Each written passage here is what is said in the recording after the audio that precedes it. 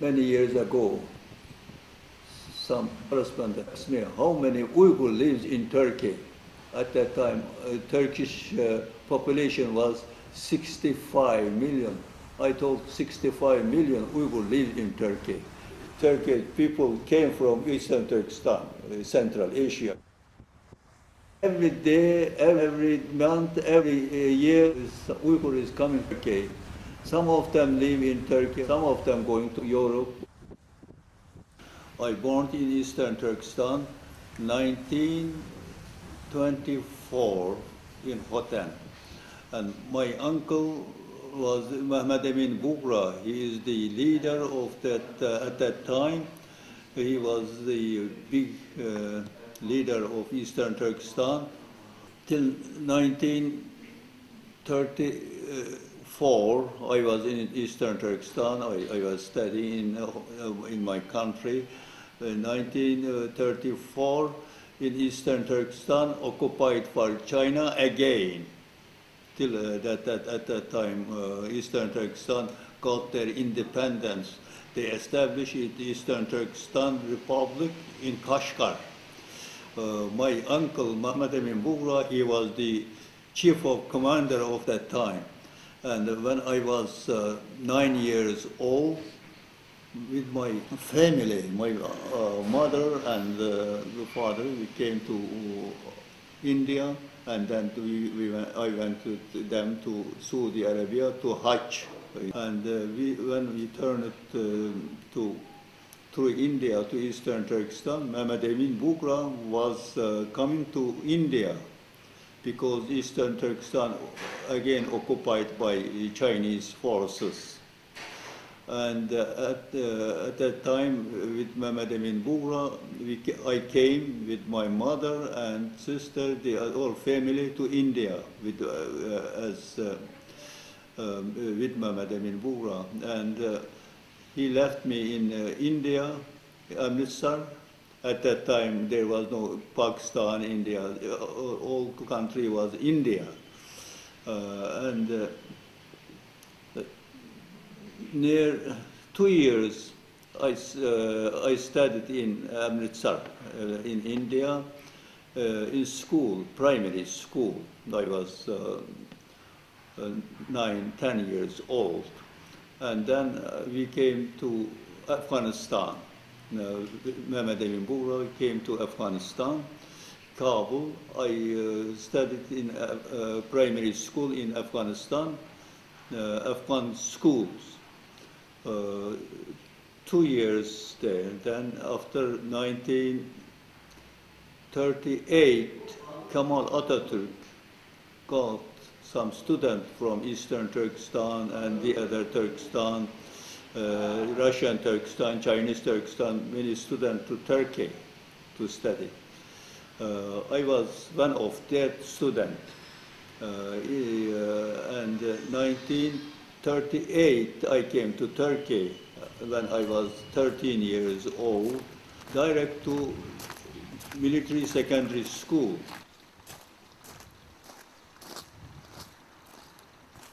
We used to be two guys, two Uyghurs, me and another one.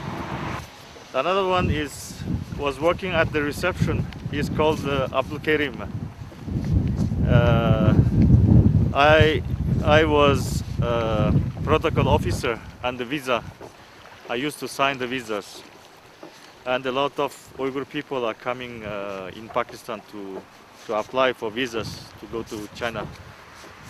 Then one day Abdul Kerim received a telegram from China saying that his mother was very sick. He should go back immediately. And he was called by the consular ambassador to their office, and they had already bought a ticket, air ticket. He should go back the same day. I think it was Monday morning. Then he was very frightened. He said, "It's not possible. How my mother is sick?" He never. Because 2 days ago he called home and his mother was fine. and he came to me. He asked me what to do. Then we called together the two China, and we asked his family. Everybody said the mother is okay, no problem. It is a trick. Then we realized maybe the embassy was suspecting something about Kerim or me. Since Kerim was younger than me, and I was responsible for the reception work. Then we left the two, Kerim and me, because I was sure Kerim, as soon as Kerim was sent back, the next person was me, to be punished, to be sent back. Instead of being sent back by the embassy, then I preferred to leave the embassy.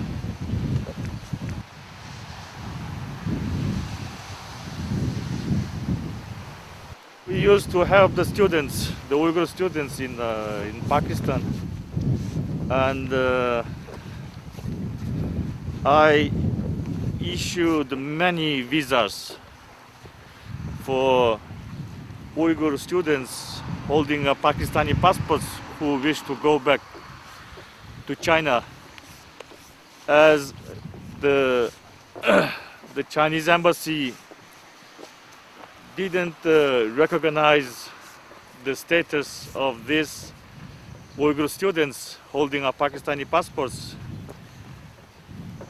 I did it.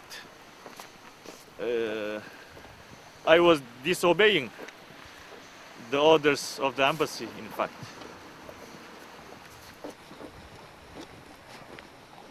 For me, it was not an important thing. For me, it's just based on humanitarian ground, because I thought that they were Uyghur people. Why they don't have the right to go back to their hometown?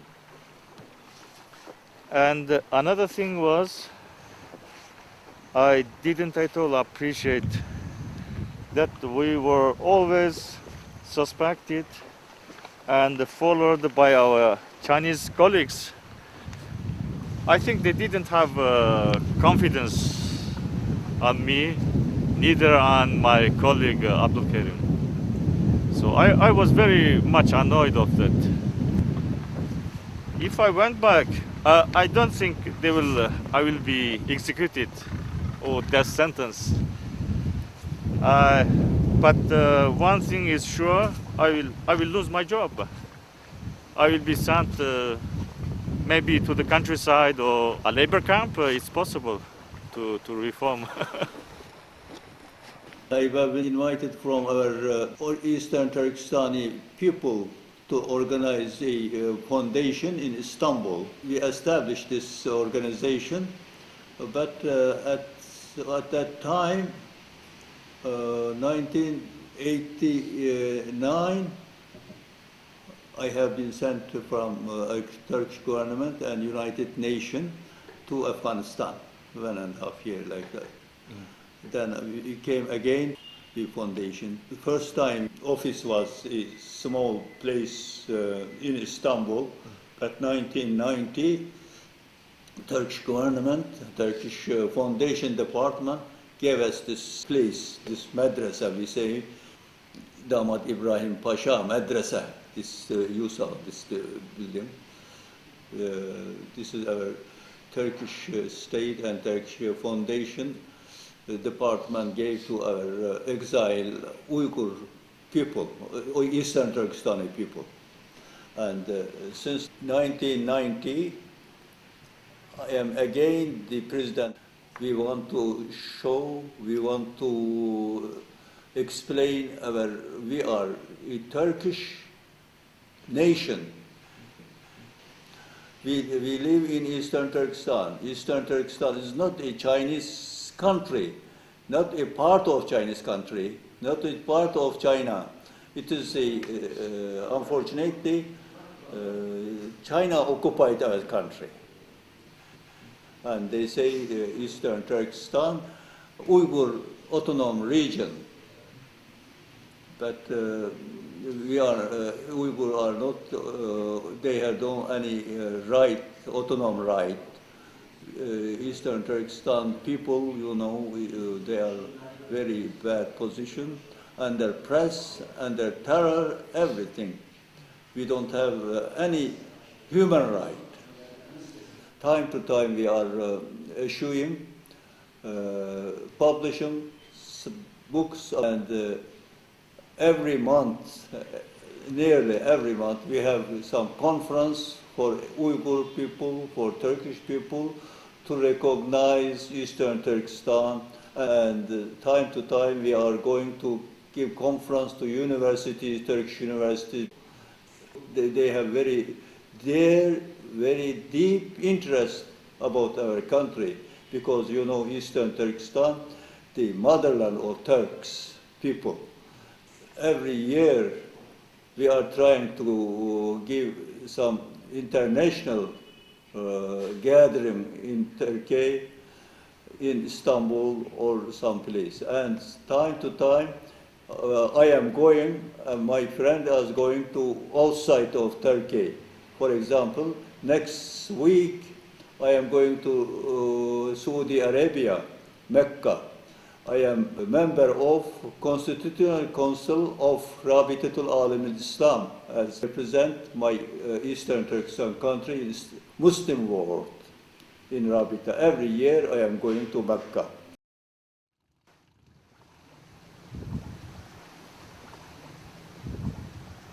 I think I left the Chinese embassy. I was afraid that I would be punished by the Chinese authorities. This is one reason. I think another reason, maybe more important, I was looking for freedom. I didn't support. I could bear no more that situation to live.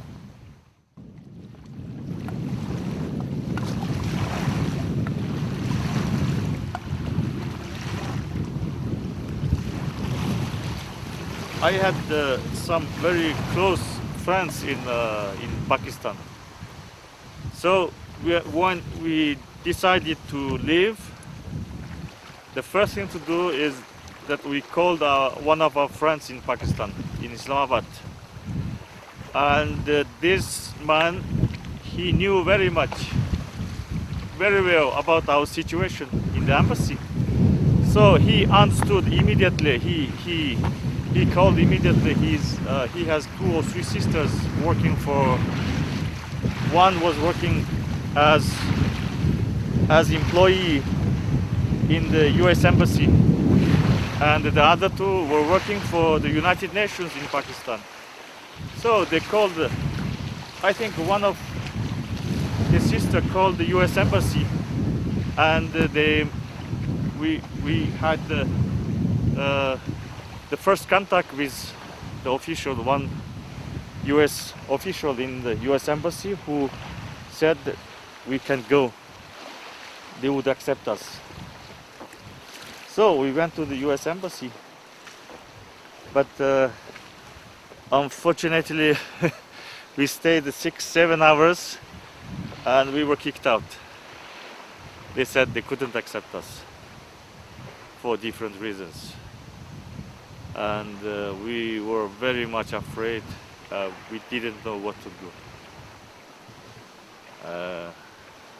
So we left for Peshawar. You know, Peshawar is a frontier city near Afghanistan, and many tribal people living there, and with many refugee camps accommodating Afghan refugees. It was the Pakistani friend, our friend, who took us in his car. And as soon as we arrived at Peshawar, our friend took us to the High Commission, UN High Commissioner for Refugees in Pakistan. And it was the High Commissioner who arranged for us to come to Switzerland. Later we learned that the UN High Commissioner asked their office in Geneva, to ask 4 or 5 countries in Europe to accept us as refugees. I think they said that the Switzerland was the first country who said, okay, these 2 months they could come to Switzerland. And later we saw a young official from the International Red Cross who visited us in Peshawar. Of course, we were living always in hiding. 7 days in one of his sister's house and 10 days in a remote village, as we were searched permanently by the Pakistani security force. We read it very often news in the local newspapers talking about us. Sometimes they said the 2 Chinese diplomats left for Europe on a ship from Karachi, and sometimes we saw a small article about us that we were caught and sent back to China. So from this Swiss official, we received our travel document issued by the International Red Cross, and our name were completely changed, and the reason to go to Switzerland is for medical treatment, and we disguised ourselves as Afghan refugees. I moved here 4 years ago, and as you can see, this area is dominated by Indian and Bangladesh Muslims. Even on the sign, you can see, apart from English, you can see Indian language there written. And if you go to the east, you may find that the oldest Chinatown in London. Then they have summed up the number of Chinese immigrants here as 150,000 Chinese population. And compared to 200 Uyghur. So even we can't to be called as a community. And you can see, as I told you, we have no more than 200 Uyghur, but only around 30 asylum seekers, and we have 4 organizations. Just like somebody making a joke saying that 5 Uyghur will establish 6 organizations.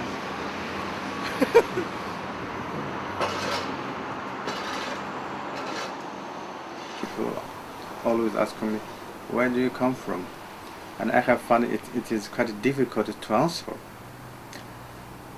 If I say I come from China, actually I don't want to say that, because I'm not referring myself as a Chinese. Maybe I was proud of that when I was a child, that under the communist education system, where everything is perfect than abroad. So we were living in a perfect world. So I was proud of that. I was a Chinese. Now I totally changed. As you can see, I'm a very happy man. Even, but inside there are so many sadness. I haven't seen my children for 7 years already, and my parents too. My mom is suffering with diabetes, and her eyes are going to be blind in few years. So if I can't make chance to see her, then she will never be able to see me again. Change nationality to be an asylum seeker in another country, it's not an easy decision to make. Only that when you have no choice. I spent 37 years of my life in refugee as a cancer surgeon. Later on, I have found that I can't cope with this region, with this society, foreign society actually, because we are becoming a foreigner in our homeland, in our own land. We are becoming a foreigner.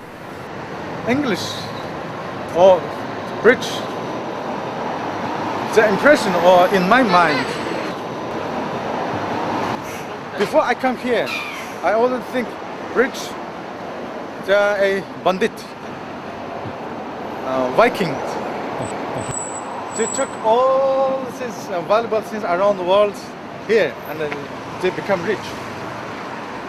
And now I have found that not, well, back to my homeland, I have been taught that all dark side of English people. Now I have seen the positive side of the English people. It is much more than dark side.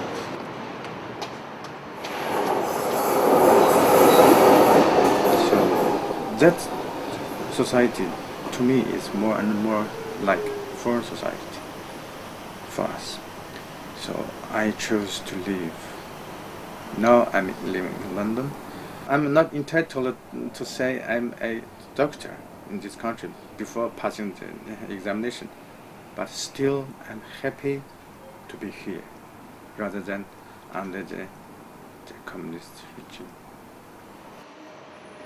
You are a triangle, like one side is Garden City border, one side is West Puri, and one side is East Meadow, where I'm living. East Meadow, like I'm come from Eastern Turkestan, always whenever I go, coincident, East. I'm going always East. I don't know why. Whenever I live, even in Munich or Germany or here in the United States or somewhere, always I'm going to East. East. Okay. So we are going now to East Meadow. My father's father's fathers, 7 generations, was cotton farmer. And my father's father was what they call it? The whole Kashgar's cotton, and the cotton producer was under my grandpa's and father's, what they call it, supervisor like that. Or the commercial departments, he was chief. And my father was recognized from the people. Who is the Ahmed? My father's name Ahmed. The cotton, the Ahmed. Everybody knows. And secondly, my father was first time brought to Kashgar cotton factory to give the unemployed people some job. Approximately 100 people was working the cotton farm, and they bring the cotton, they separating from the seed going to other side, it comes up oil, cotton seed oil, and one side the cotton, clean it and pressed and export. My father's was born in Kashgar, and now I am the one single guy came to the United States, and almost I came to the United States when 1967. The reason I leave my country to get a higher education, I told you. If you ask me why didn't you get in your country the higher education, it was impossible. It was prohibited from the government, education minister, that the son or children of the capitalist bourgeois cannot permit enter any higher education. I was passing plus 10 to go to Tashkent University. Rejected because they have three examinations. One is from the school, like from the education background, must be degrees is excellent. Secondly, your health is excellent. Second. Third, this is the biggest test, Ankit they call it. Your parents' background. They came to me this form to fill in. I said, what is your father is doing? If I say businessman, that's it. It's impossible to go to school. If you say farmer, it's possible, but they asking how much land you have, your father has. If you say,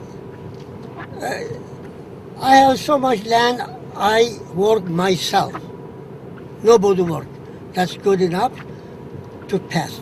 If you say, I have so much land, you can say, I am working alone myself. This is 10, 1,500 acre land. They don't believe it. I said, we work ourselves and the rest we rent or give other people. Or we employ some people, they work. That's a bourgeois, they call it. Bourgeois.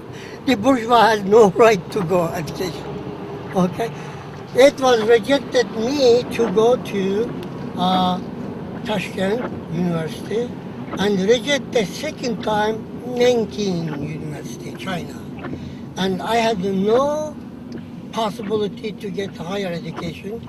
When I came to United States, my ambition was I will live in countryside like a small farm, and behind the farm is a small river, and I got a couple lamb or horse or cow, and I was thinking maybe couple chicken and with hand, and I wanted to enjoy myself like my country, you know. Most area in the United States, the farm area is look like my country and remind me the trees and the green grass, everything look like. And so I had to get that ambition, but to stay look like that area, you have to get job. There is no job, you have to move city. So unfortunately I couldn't get my ambition, but closer ambition is here. I can walk here, Eisenhower Park, once in a while, and walking, bicycling, and thinking, my past memory. As you know that the United States is all around the world, the people came here as immigrants and settled, except the Indian, the local people. And if they asking me sometimes, yeah, are you came from Central Asia or maybe Mongolia? They asking me. And they said, no, I'm not Mongolia, but close to Central Asia. And then I have to say, what is your nationality? If they ask, I'm saying I'm a United States citizen now, but my original is I'm Uyghur from Eastern Turkestan. And they're asking me, where is Uyghur? Eastern Turkestan. I'm saying, I show the map, now is Chinese territory inside. So I have to tell the whole history. I have done a survey, undercover research by myself. It was a direct result from the survey our hospital has carried out. is about the rate of cancer patients. Because of that astonishing result, I started to make more detailed research by myself. Then I have discovered that in my homeland, lymph cancer, lung cancer, and leukemia, those three types of cancer are very common, even unreasonably high. And this is a clear indication that there is a nuclear radioactivity or radiation behind this.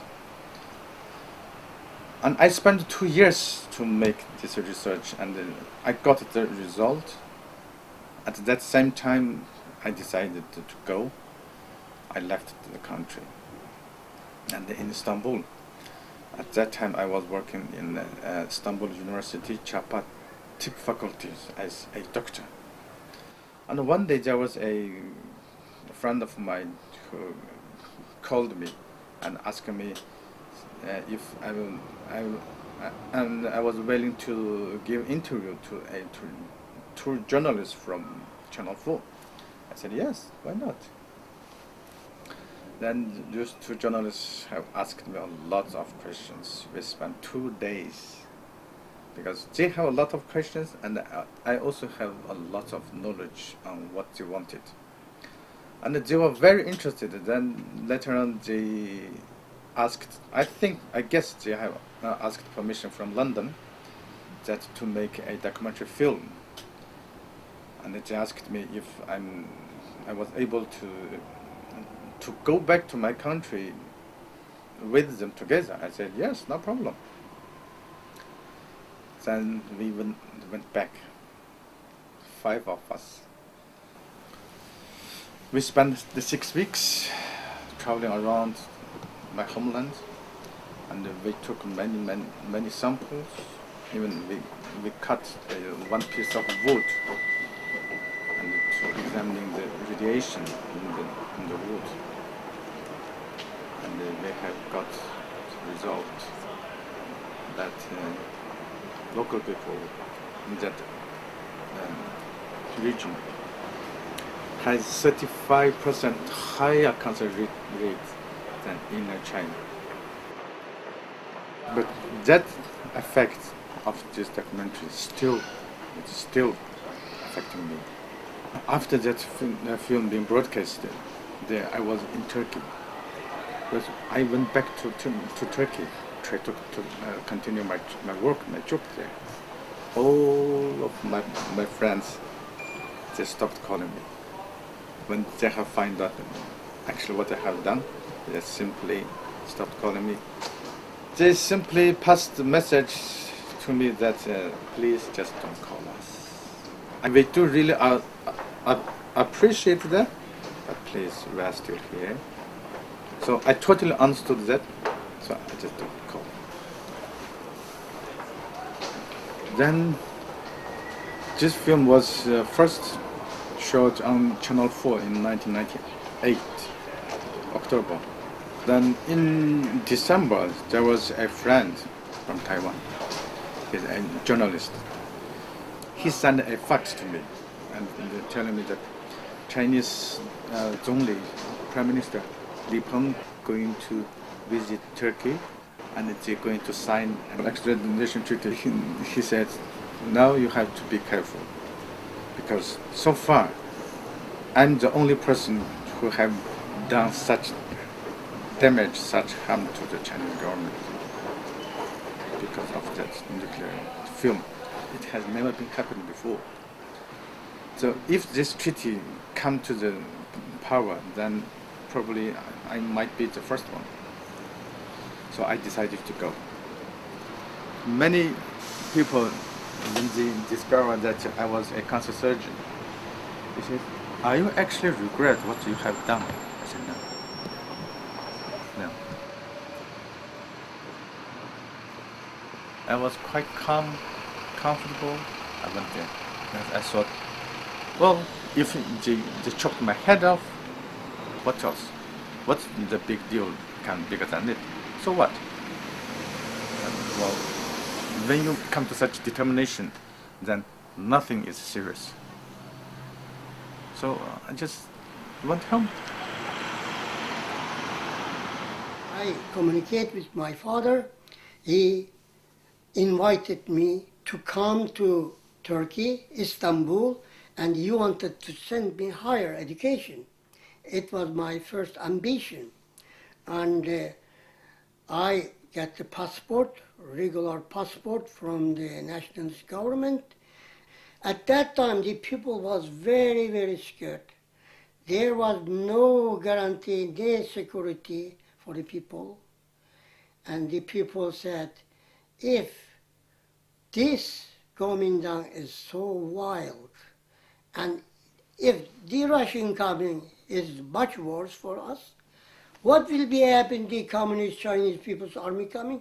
They're doing something. They never keep their word. They're lying. So this word came, everybody was panic. And the second the news came out, the Kuomintang, the border guard skipped. The border was left open without guard. That news spread all over. Within 1, 2, 3 days, whenever the people can leave the country, they started to leaving. It was almost coming winter time. And short, I was legal way. I took my passport to see my father, to get education, etc. I was also living that time. It is exactly 1949, 26th September. I left Kashgar to Yarkand. And when I came to Yarkand, it was some clash, war between the Kyrgyz people and with the trying to skip the land, the Kuomintang army. They were fighting each other. So at that time, the Pakistan or Afghanistan side was closed. The Russian was closed, all entire border. The East Turkestan became like cage, only through the Himalaya mountain. And my grandma, and together, my grandma wanted to Hajj to Mecca. I wanted to go to Istanbul to go higher education. We left the country. So winter time, we walk 1.5 months through the Himalaya mountain because we calling the Muzdawan. Muzdawan means the ice mountain hill. This was frozen snow covered, and the animal couldn't run, so we walk ourselves. 1.5 months later, we came to Ladakh, the Indian territory, India territory. Then from after a couple months, because we stay, also the Kashmir area mountain, part of Himalaya mountain, was also snow covered. We couldn't pass. Also, we walked 19 days and we came to Srinagar, Kashmir, Srinagar.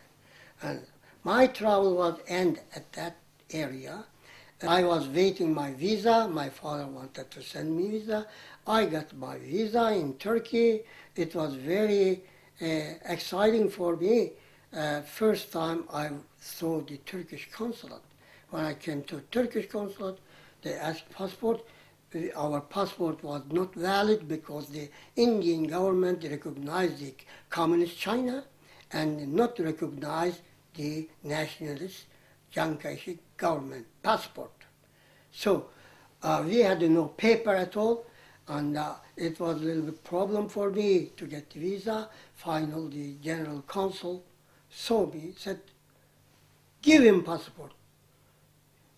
He has no paper, legal paper, the consul said. Look, his face, his passport, his face. As a child, I noticed that the working situation for my father, who used to be a school principal in the city of Gulja, getting more and more difficult. And there were meetings that he had to attend, and there were evening courses he was attending at that time. And sometimes he was taken to somewhere else out of Gulja for meetings for 3 weeks, 4 weeks, and so. And later on, he was telling my mother that it was meetings from the government, from the Chinese Communist Party. They were trying to convince him that he has to change his mind and he should join the Communist Party, and he was receiving instructions in that direction. But every time my father rejected the proposals by the government or by the Communist Party. So then in the year of 1960, he received a so-called deputy who was a Han Chinese. So slowly he was taking over all the responsibilities from my father as a principal of the school. And the last thing what I heard from my father was that it was better to leave the country to find a safe haven before getting arrested.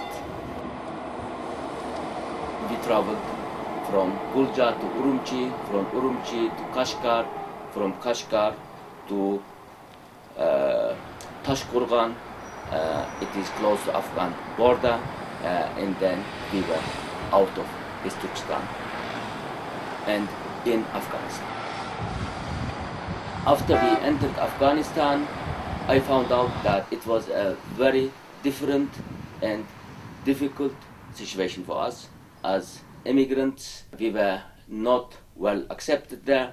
As a child, I, myself and my family, we had very much difficulties in northern Afghanistan. It is called Faizabad, the most northern city of Afghanistan, where I lived and went to school for 5 years. We lived by selling our clothes, some jewelries of my mother, and tried to work. And for me, it was really a cultural shock, what I faced in Afghanistan. My father and others, they tried to find out a way out of Afghanistan. In Kabul, they went to different embassies, including Turkish embassy. As we are from Turkic background, it was easy for our elderly people to communicate and to be understood by the Turkish embassy people, and they applied to immigrate to Turkey. And we used to have our late leader, Isa Yusuf Alptekin, living in Istanbul at that time.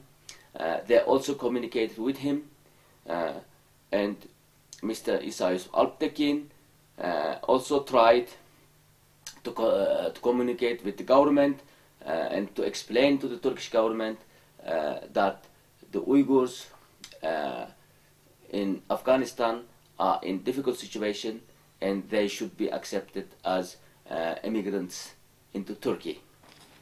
So next year, after 1 year, we received entry visas into Turkey. So around 300 people from Afghanistan were flown from Kabul to Ankara, the first group in 1965 and second group in 1967 by a plane of the United Nations and were accepted as immigrants in Turkey and very well received by the Turkish people. And then I went to school and worked for 2 years, and then I served in Turkish army for another 2 years, and then came to Germany to work for Radio Liberty in 1975.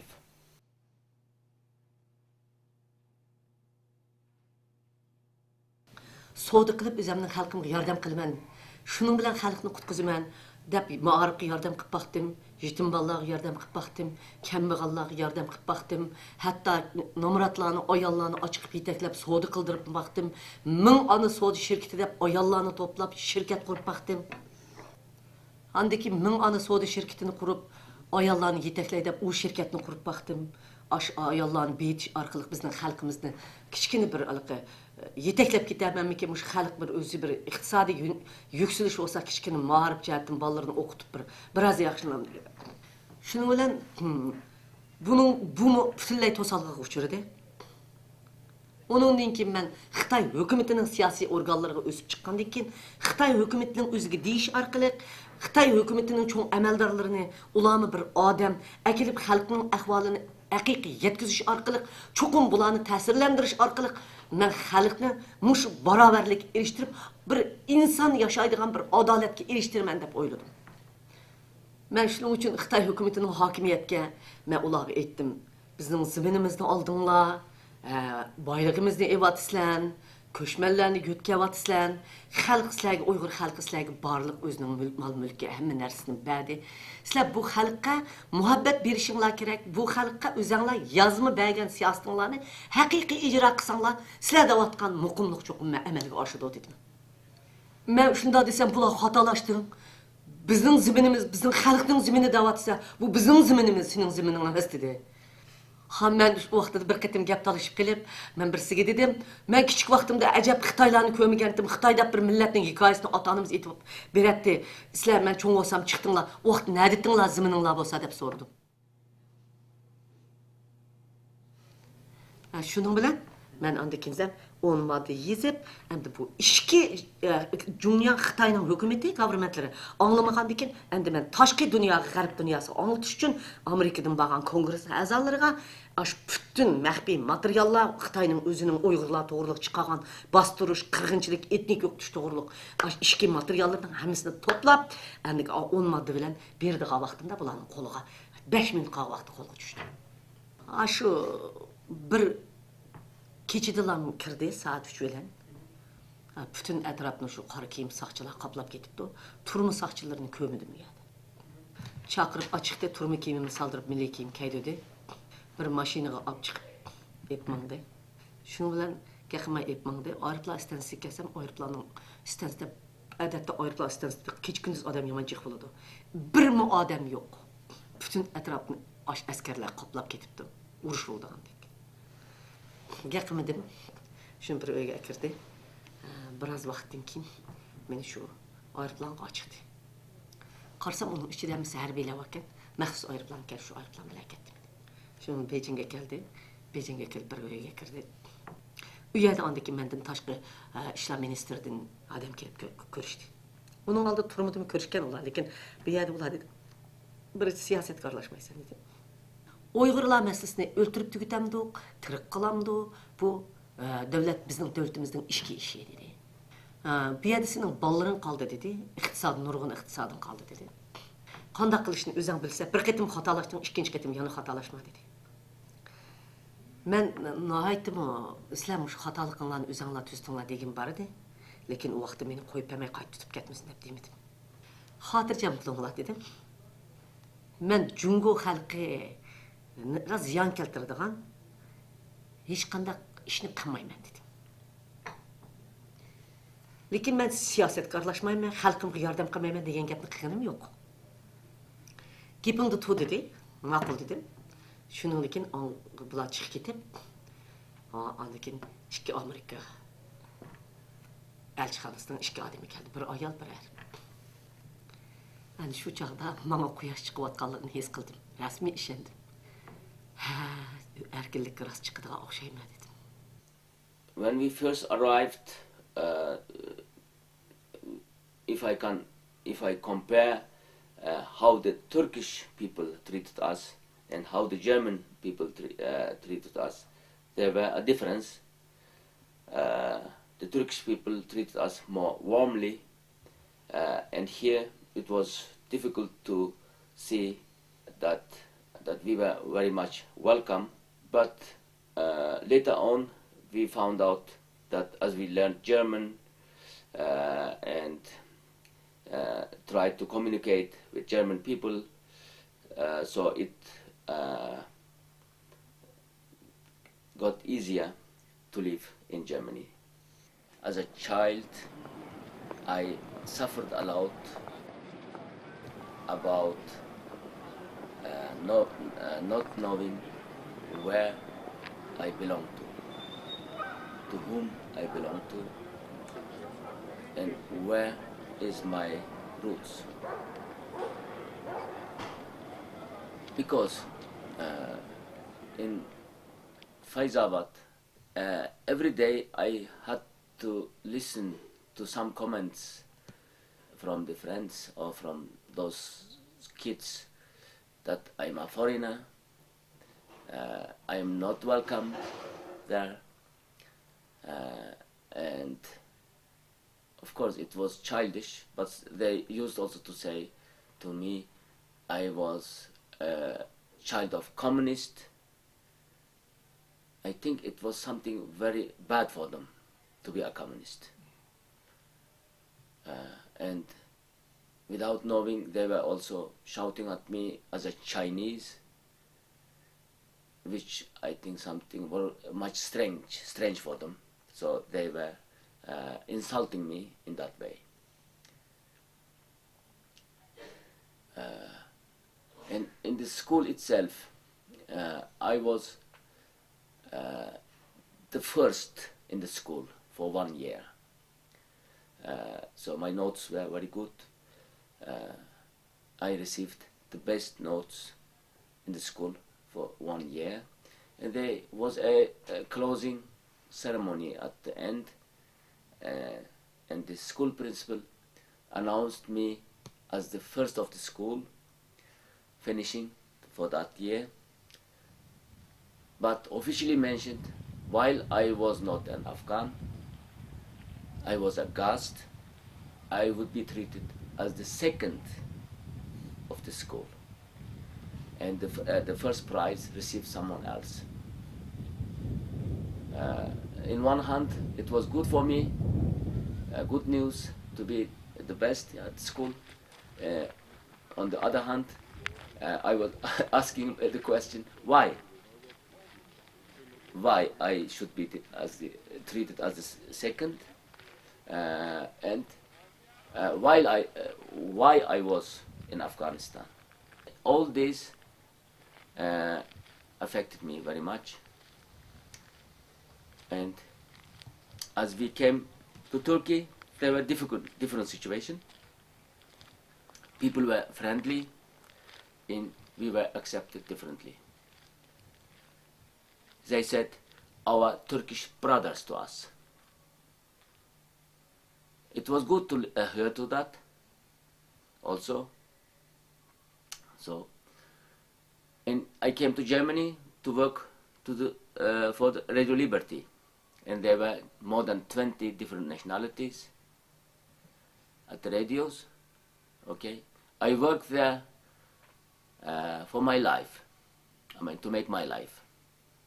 On the other hand, so everyone was talking about his own history on the microphones, own culture.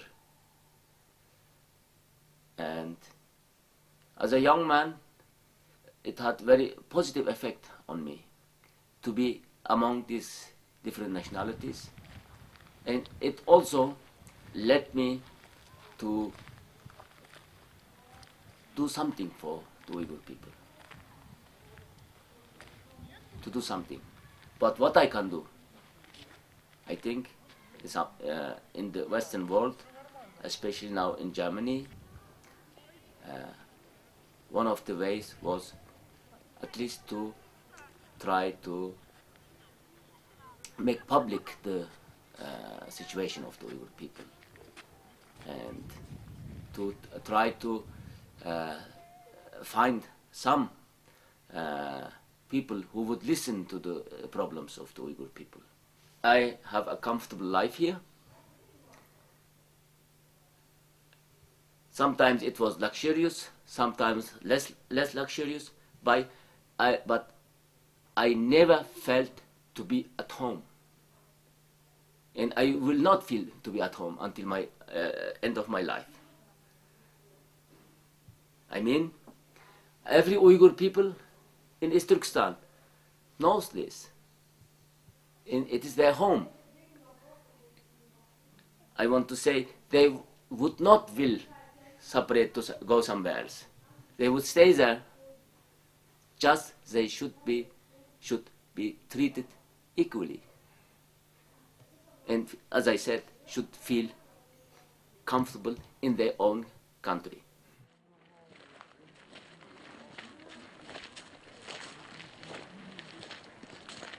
Şuniki yürkümsep ketdi. Onun aldıda özüm işenmegechke, baribir men erkinlikka chiqishimga faqat ishonmagan bo'la, adam meni qo'yib turishiga. Ashlarni ko'rgandekilla yürkümsep ketib, faqat ash titrab ketdi, o'zimni boshqara olmay qoldim. Meni chiqitishni xohlamsiz deb so'radi. Chiqtiman dedim. Chiqtimanmi demisammi, qolaman desammi deydim vatanimning ichida. Ashad faoliyat olib berishim kerak deb o'ylabmi baqqan, lekin mening vatanimning ichida midir-sidir qilolmaydiganligimni bilaman. Şundaq 5 minutda bir telefon ilishib turdi, anındaki meni aeroplan stansiyasiga aeroplandan qayshib apadi. Shuning bilan anındaki ongacha o telefonda nima deb telefon keldi, shuning bilan amerikalik oldimga keldi. Men quchoqlashib ko'rishdim. U meni qo'liga tutib, yeniga birinchi Amerikaninki aeroplanning birinchi palampiga putimizni qo'yganda, Rabiya Qodir qat'iy siyosiy ishlarga aralashmaydi, Jungoninki ichki ishlar to'g'riliq chet elda faoliyat yapmaydi dedi. Ben cevap veriştim, korktum. Pulamdan söyleyip öpçüp ketmişsin dedim. Lekin Amerikalık efendim neyim dedi desiniz? Amerika bir demokratiya devlet. Jungo Tashqi ishlar ministrining adamı şuna cevap verdi. Amerika'nın kanunuga xilaf qilmasa, her kim öz erkinligi bilan harakat etardi dedi. Biz bu ayolning erkinligiga aralashmaymiz dedi. Shunda degan vaqtda u Tashqi ishlar ministri o'ngib tas qoldi kelib meni tortib ketgan. Lekin u Amerikalik xodim meni bunday oldiga o'tkazib, meni mushtlab tutdi. Akirib ketdi. Qo'rqma Rabiya, qo'rqma dedi. Shuningkin shunda o'zim yurkimsib titrab turdim. Amerikaning ishki aeroplanning ishkida qolgacha putqo'lim titrab ketibdi. Aeroplan ko'tarildi, Chikagoga tushdi. Yerga putimni qo'yib, Uyg'urning kishilik huquqi deb birinchi ovozim adab shunday chiqdi.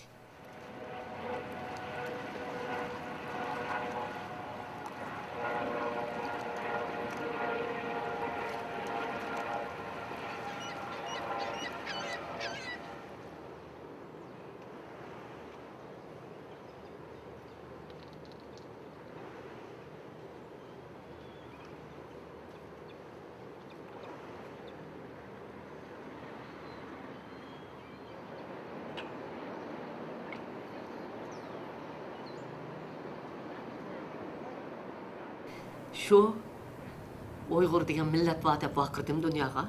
Uningga yordam qilinglar dedim. Men bugundan boshlab vaqiralayman millatim deb dedim. Men bugun kulalayman, men mang'alayman. Men qabul alayman. Men bugun adam o'zgardim deb vaqirdim. Men kelgandan beri 3 tashkilotga pul qo'shib berdi. Hozir 5 adam ishlayapti. Burun bir adam oylik ep ishlaydi. Uningdan sirt bütün Avrupa'dan nega vasam shular bilan aloqalashib, mening Uyg'urning ahvolini anglatish uchun ishlarni ichib berdi. State departmanda Kandiliza raisning boshqa barliq muavinlarining hammasi qabul qilib, Uyg'urlarning ahvolini birmi bir naytim mening so'zlab tugatkichi vaqt berib turib anglab chiqdi. Amerika Kongressining ichida 6 qitim guvohlikni o'tishni o'ylashtirib berdi, uyushtirib berdi. Demak, Amerika meni faoliyatimni hozirgi o'zining xalqarodagi o'lchami hozirgi ahvoliga qarab moslashtirib turib qo'lladi. Garchi Xitoy uni ijro qilmagan bo'lsa-mu, har holda Amerika ishkirlab turib ko'ngil bo'lyotdi. Ballarımni qo'lga olgan vaqtida 72 kongress imzo etib ballarimni qo'yib berish to'g'riliq hujumda xat yozdi. Hajiga kelgan odamlarim hajidiga viza ololmaganda Uyg'ur necha ming haji Arabistonlik viza bermaganda Amerika Aralashib State Department necha ming aşağıda yetayotgan bir oy, 3 oydan beri osh serini yetib ketgan odamlarga viza berdi. Biroq biz to'xtab qolmaymiz. Biz Amerikaga, Yevropa parlamenti, Angliya, Germaniya, butun dunyoning hammasiga anlatyapmiz hozir. Biz anlatimiz hozir kuchimiz ojiz, odamimiz oz, iqtisodimiz oz. Garchi undaq bo'g'im bilan haqiqat biz tarafda men cho'qim bizning Uyg'urlarning g'alaba qildig'ini ishonaman. Bizning oqimizda cho'qim dunyodagi adolatparvar insonlar va yer sharida bundaq bir fashistlik qilgan bir hokimiyat davr surib ketolmaydi.